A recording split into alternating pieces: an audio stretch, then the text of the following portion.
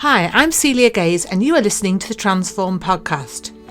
I'm the founder and managing director of the Wellbeing Farm. It's a fun, unique and magical wedding and events venue based in Lancashire, and I'm also an author of Why Put a Bow Tie on a Llama? How a crazy idea can change your life and transform your business. Follow me for a weekly dose of inspiration as I cover the highs and lows of running a business and my mindset strategies to cope with entrepreneurship and my quest for personal health.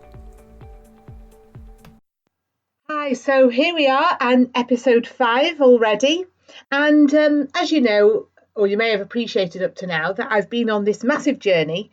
And I wrote my book predominantly to pave the way for people to set up, if they want to set up their own business, they've got some sort of roadmap to follow, and also to be able for them to appreciate that actually it is stressful, it can be overwhelming, and for some hints and tips to cope with the overwhelm when almost riding the roller coaster, the entrepreneurial roller coaster that you need to go through. So today I've got my book in my hand because I am going to maybe refer to it at times, because I've been asked to basically note down and explain the 10 things I wish I'd known before starting my own business. So here we go. By the way, there were so many learning points that actually it was quite difficult to pinpoint 10 things that I wish I'd known. I actually could probably do a podcast with about 30 things, but I'm going to keep it to 10, but I may need to do some more in a future episode. And I have also snuck in a little tiny number 11 at the end. So here we go.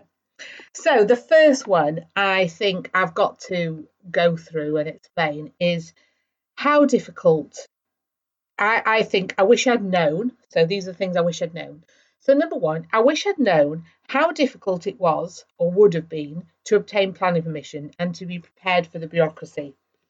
I honestly thought, as I mentioned this earlier, that I would have been welcomed with open arms for the planners for me to submit a plan to transform a neglected farm into something which would create employment, tourism opportunities, to get Edgeworth more on the map than it is already, and just to create something that benefits the whole local authority. And I absolutely was, I don't think gobsmacked is the right word, but taken aback by the bureaucracy that I faced. And it really was one of the most frustrating processes that I went through throughout setting up the farm.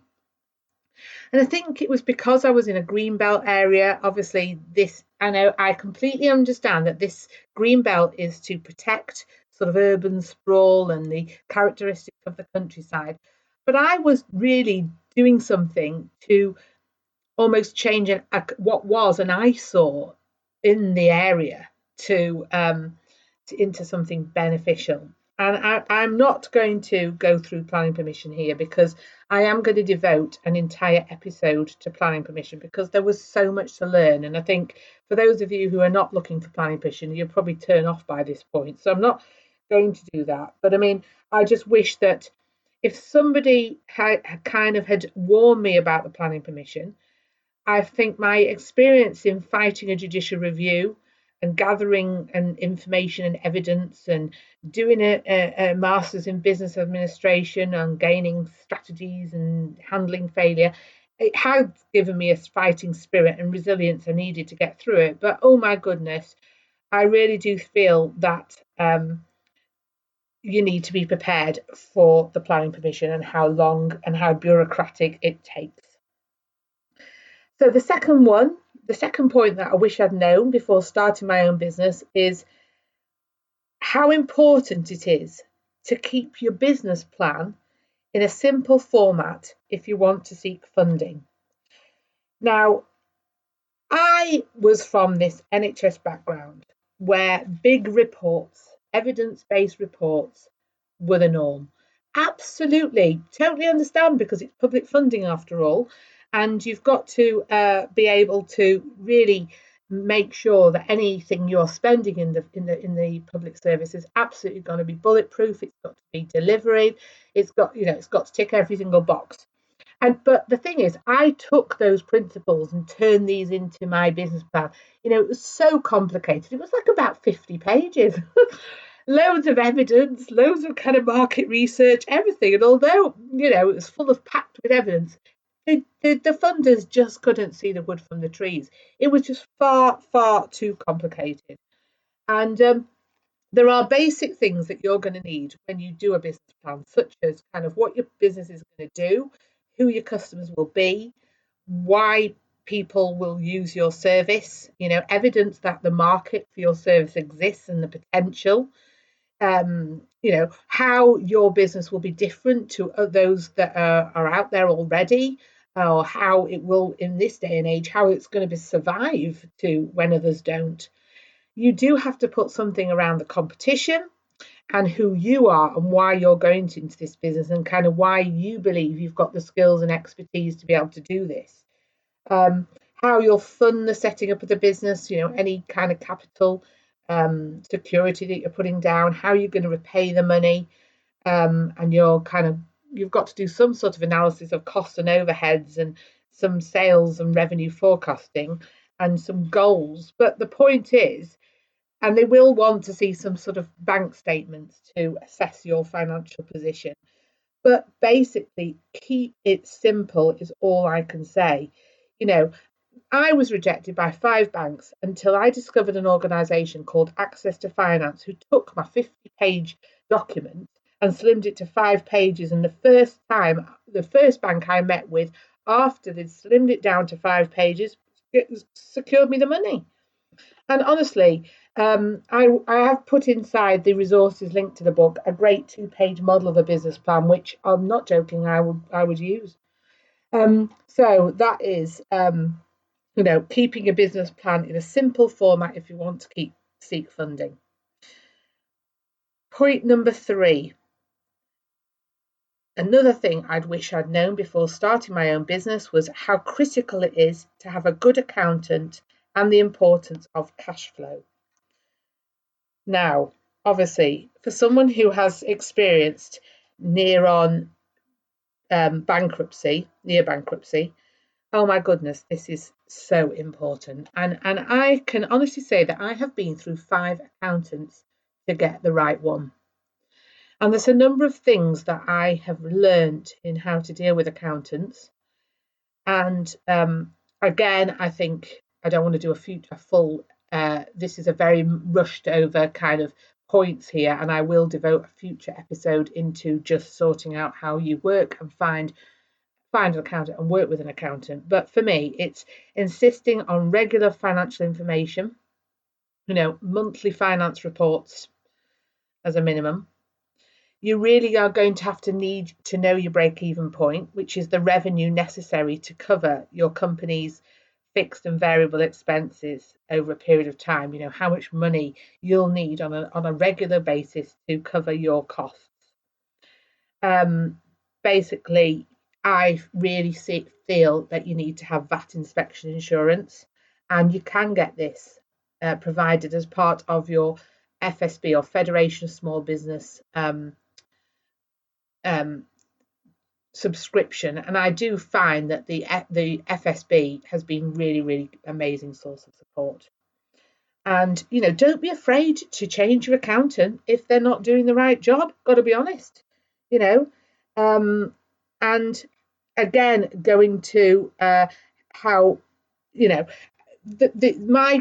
accountant now visits my premises once a month. Now that might be a little bit overkill, because obviously you're not as starting off. I never had that. It took me about 3 years until the accountant started visiting me on a regular basis.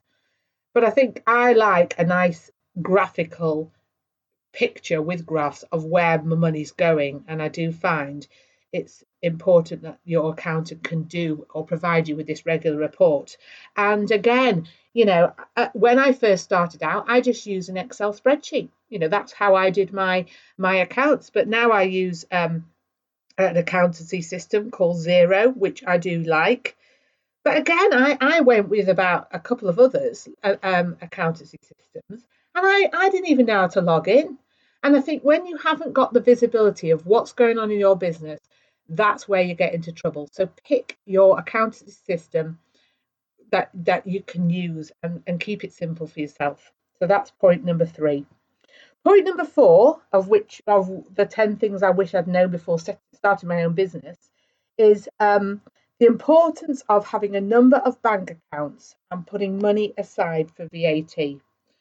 Now, I got in a mess with VAT because I was in the health service as a background. We didn't really have VAT. Well, if we did have VAT in the health service, I actually never had anything to do with that. So VAT has always been a bit of a mystery to me. Why do we have to put this money aside and we add VAT and then we claim it back? And it all seems a bit unnecessary, but obviously it is. And so you've got to make sure that you set up a bank account which is separate for VAT. And when your money comes in, you take off around 20% and you put it of your income and put it into this account. And do not touch it, whatever you do. No matter how desperate you get for money, do not touch your VAT. Because, now they don't even accept a credit card payment for VAT. It's really, really difficult. And this is where I got into real trouble. And, future podcasts, I'm going to cover how the VAT office saved my business, to be honest.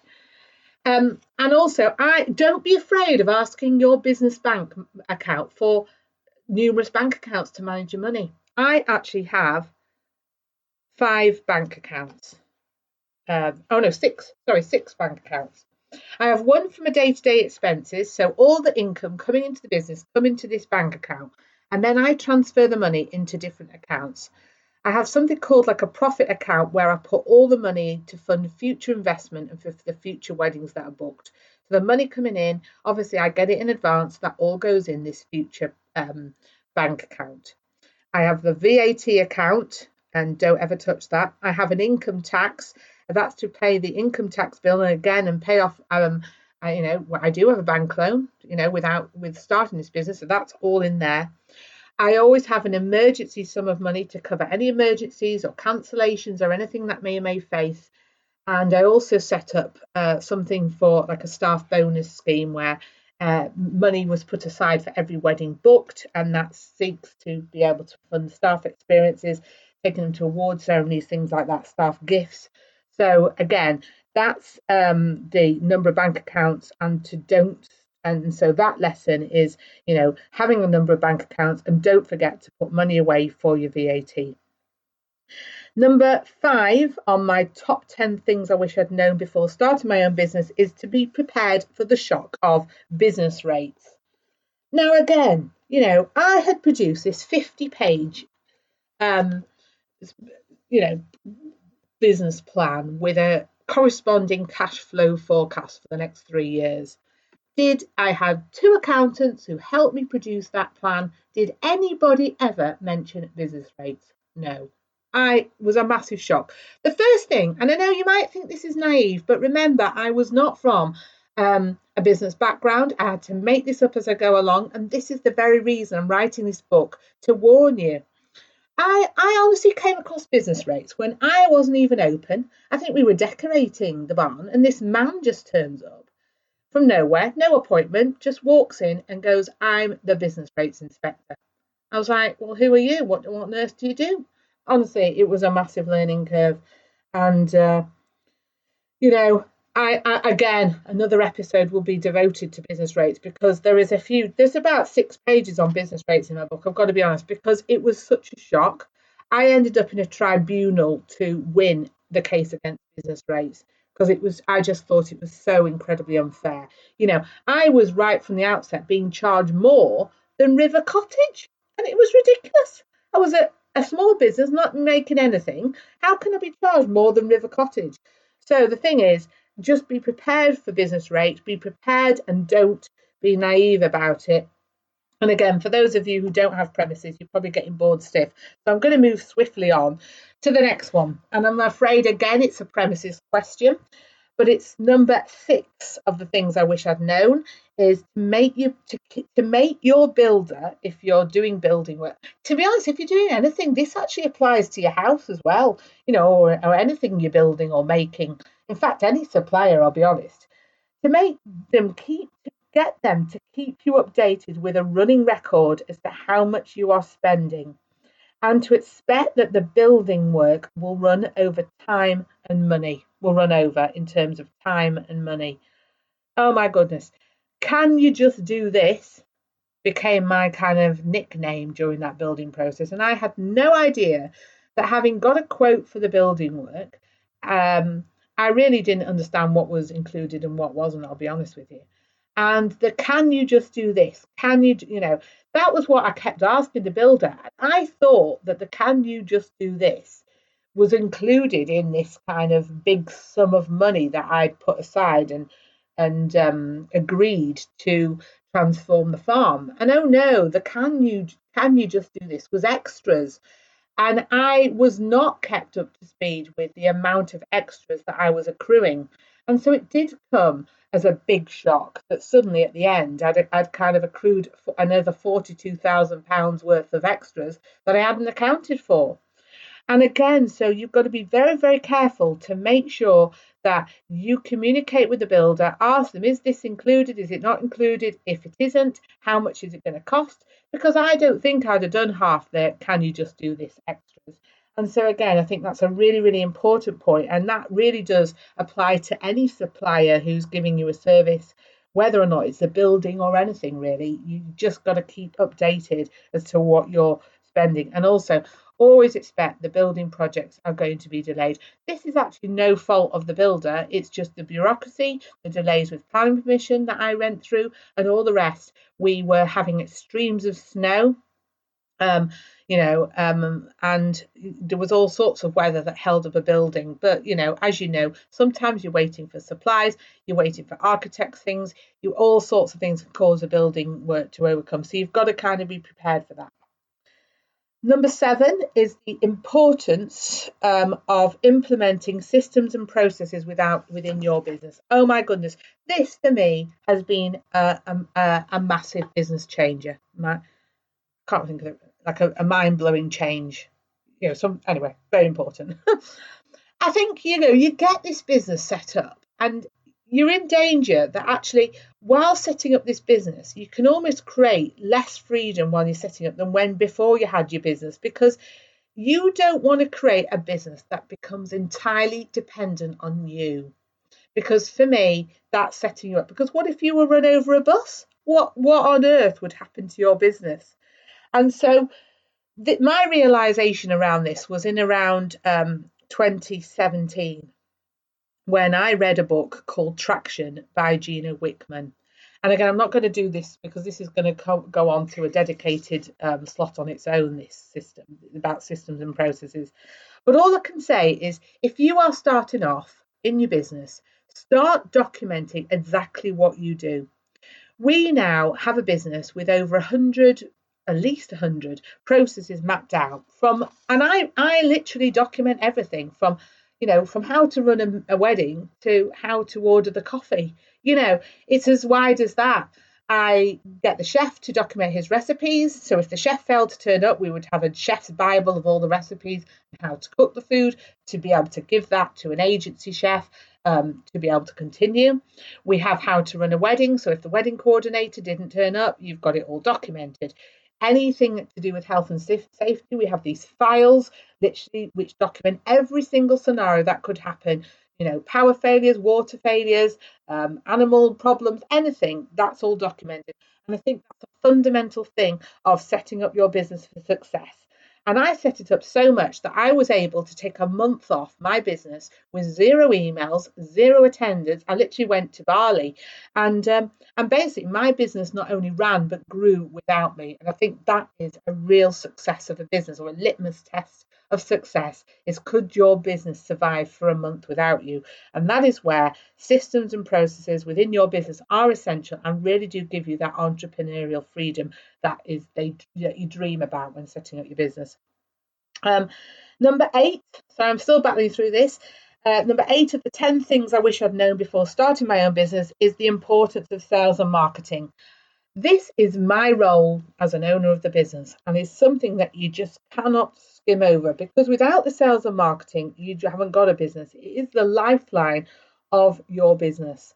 And you've got to brand it, you've got to appeal to your ideal customer, you've got to have a good sales system, and you've got to have techniques to build credibility through testimonials, capturing feedback, delivering consistent service. I think I mapped it out. We were doing like 50 things to market and our business and sell it, and just like loads of so many different ways.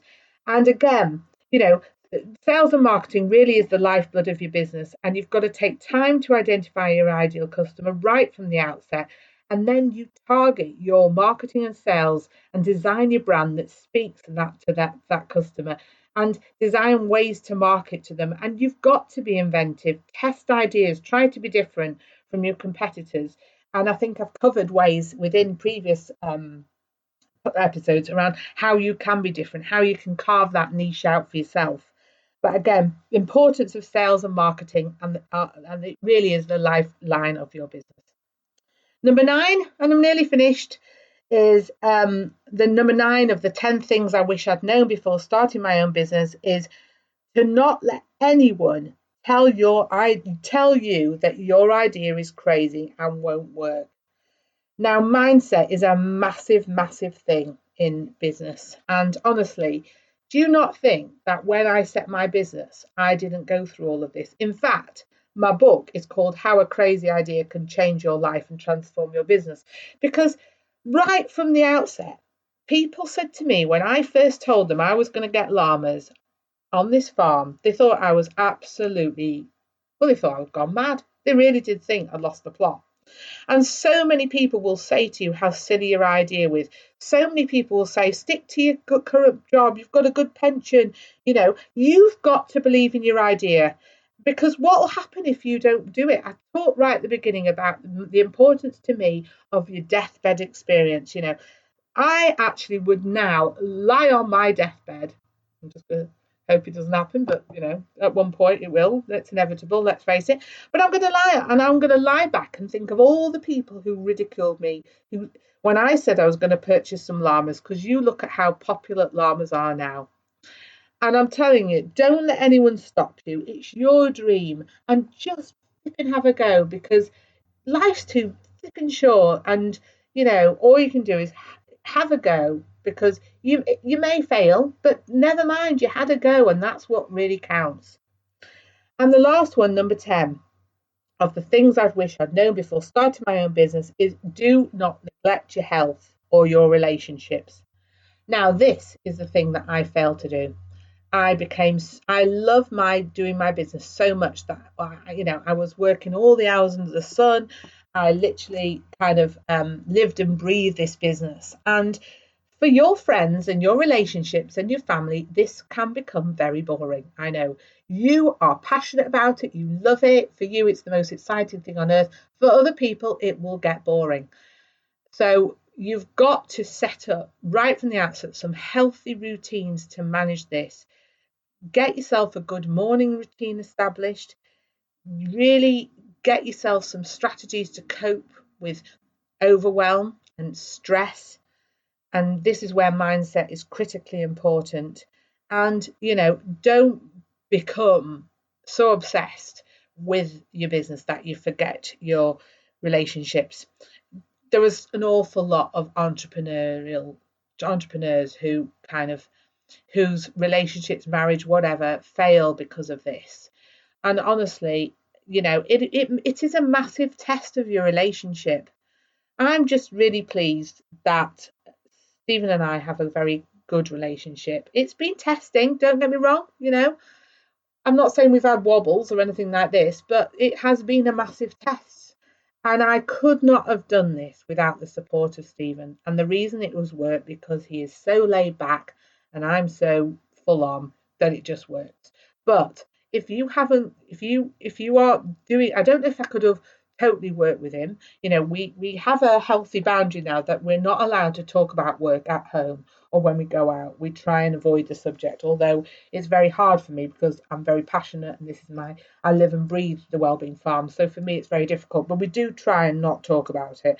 But again, your health, I'm pre-diabetic now, and I wish, I hadn't put all my efforts into business, because I think, knowing what I know now,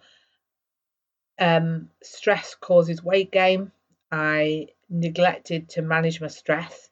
And even though it was a bit ironic because I set this business up on the back of having stress, and I've always struggled with stress, but I think now, and the reason for this podcast is to make and give me some accountability and to make me do things to manage and put my health first and put myself first. And I think that is just so critically important. And the final thing, and I know number 10, I have done the 10, but I've just got to squeeze in one more thing. And this is about, don't ever be afraid of failure. Honestly, so many people don't do their business because they're afraid of this. They're afraid of, oh, what if it fails? What if I'm going to look stupid? What if I'm, going to lose everything? You won't, honestly. I have failed and failed and failed and failed. And every time I failed, I've just got better. My business has just got better. We've grown, we've changed, we've transformed, we've just discovered things. Please don't be afraid of failure, because for me, I now completely embrace failure, because honestly, I wish that somebody had kind of told me all this before starting my business, because I now don't embrace failure. I now embrace failure and all the messages and the lessons and everything it brings, because it is actually one of the most important things you can do in your business is to fail. So there you go. That were my 10 top things I wish I'd known before starting my own business. And I hope you enjoyed them, and I'd love to know what yours are. Okay, take care. Bye. I hope my passion for self-development and entrepreneurship will inspire you to transform your business, mindset, health, and ultimately your life.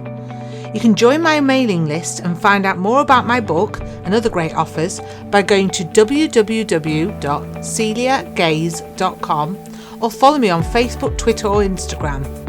So thanks for listening, and I hope you'll tune in next week.